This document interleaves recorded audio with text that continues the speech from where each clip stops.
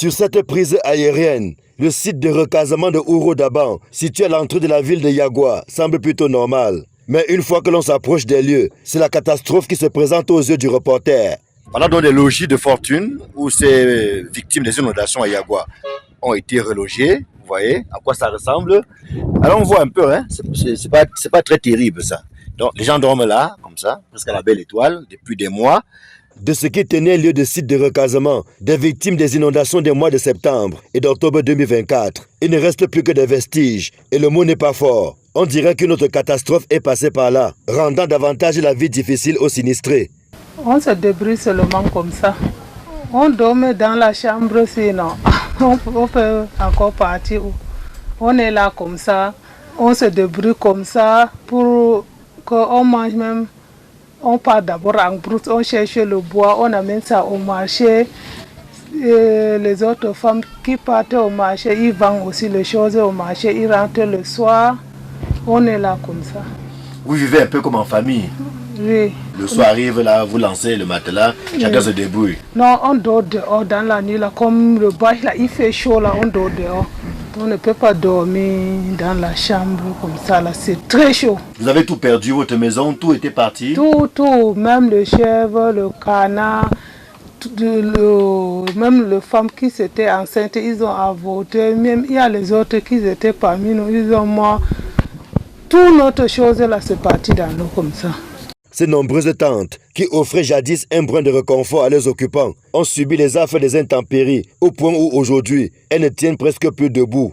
Les sinistrés ont beau rafistoler, mais c'est presque peine perdue. Ça fait presque 9 mois. Ici, la vie est tellement dure, là où nous sommes ici. Vous savez que nous n'avons rien à manger. Nos femmes partent chercher même le fagot en brousse pour aller vendre au marché. Et là où nous dormons, les bâches sont déjà déchirées. Si à la pluie, les gens sont en train de souffrir tellement. Après chaque pluie, il y a le vent et les bâches cousues là s'enfuient. Et on remet sur place et on coud. On doit aller où pour s'abriter. Pour le moment, c'est très dur pour nous. Au lendemain des inondations, ils étaient plus de 600 ici à Ouro Daban. Entre-temps, certains ont eu quelques opportunités, sont partis. Plus d'une centaine restent ici et vivent dans des conditions plutôt dramatiques, telles qu'on peut le voir. Certains logis ont vu leur toit arraché du fait des intempéries, ce qui en rajoute à la douleur si vive de ces victimes des inondations ici à Yagua. C'est donc dans ces conditions plutôt inconfortables que hommes, femmes et enfants vivent dans ce site. Après avoir tout perdu il y a 9 mois, abandonnés à leur triste sort, c'est à l'aide de quelques activités génératrices de revenus que ce beau monde parvient tant bien que mal à se nourrir et à subvenir à quelques-uns de leurs besoins. J'ai accouché en décembre, 3 décembre. On est arrivé ici en septembre. Un nouveau-né comme ça, il est à l'abri des maladies, des choses comme ça? Et oui, ça se passe quand même bien. C'est seulement la grippe par lui. Ça arrive comment tu gères ça? Je pars l'injecter, parfois je pars à l'hôpital. Et vous faites comment pour payer ces soins? Parce que dans un tel environnement, vous avez été déplacé, vous êtes un peu déstabilisé, vous travaillez, maman travaille. Comment vous faites pour vous en sortir? Bon, le papa de l'enfant quand même prend soin de son enfant. De temps en temps que l'enfant est souffrant, il envoie quelque chose pour soigner son enfant. On se débrouille avec. Et on a des maladies. Il y a des maladies, il y a le paludisme, les enfants, même les femmes, nous les hommes, on a chaque temps de palud. Bon, le moyen de se traiter, il faut aller à l'hôpital, mais nous n'avons pas assez de moyens d'aller. Les gens sont en train de souffrir. Des fois, on achète les produits pharmaceutiques douteux.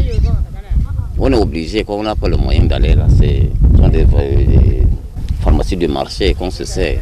Le 15 février 2025 pourtant, le secrétaire général de la présidence de la République, alors en visite sur le site de Ouro Daban, avait promis que des dispositions seraient prises pour améliorer leurs conditions de vie. Il s'agissait, selon Ferdinand Gongo, d'engager dans un bref avenir des travaux de viabilisation et de modernisation de ce camp. Ils étaient venus, ils nous ont dit qu'ils vont revenir. Ils sont en train de chercher notre solution comme ça, c'est pour cela qu'on est là, on les attend. Vous n'avez pas perdu espoir? Vous pensez qu'ils vont vraiment revenir? On ne sait pas, on attend seulement, non. Ce que nous voulons, il faut des constructions pour que les gens soient à l'aise.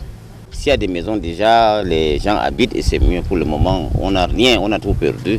En rappel, c'est suite au débordement du fleuve Logone et de ses affluents que la ville de Yagua s'est retrouvée otage des eaux entre septembre et octobre 2024.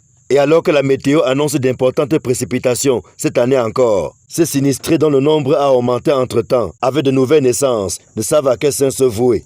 La visite du secrétaire général de la présidence de la République sur ce site ainsi que d'autres membres du gouvernement avait suscité un peu d'espoir. Ces victimes pensaient que dans les mois qui suivaient, quelque chose serait fait pour améliorer leurs conditions. Pourquoi pas les reloger ailleurs? Malheureusement, plusieurs mois après, rien n'a été fait et ces déplacés des inondations sont encore sur le site. Et pour ces pères et mères de famille, le vœu le plus ardent est que les mêmes causes ne produisent pas les mêmes effets.